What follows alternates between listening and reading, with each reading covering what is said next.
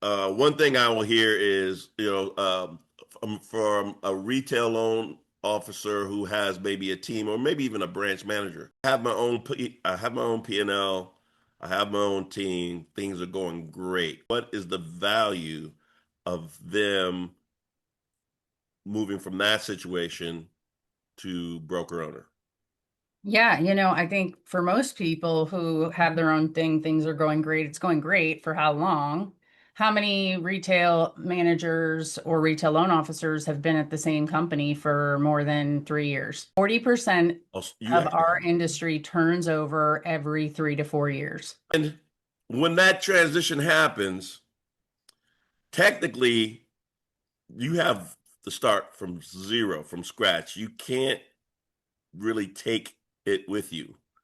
Like you don't own your branch. No, and if you've built multiple branches, you're saying goodbye to them unless you can talk them into coming with you. And, I think that's a big mistake that people make that are in because, I've worked for someone who's a broker. I went to a retail company. For the majority of my career now, I've owned my own brokerage. That is the hands down best scenario for me, even with the mistakes, because I'll tell you what, like, yes, you're right. Most loan officers are entrepreneurial because there's no cap on our income, right? And where we get frustrated is like if the process works a certain way that we don't feel is serving our customer, or we can't change or impact the rate, or we want to do something that's not getting approved.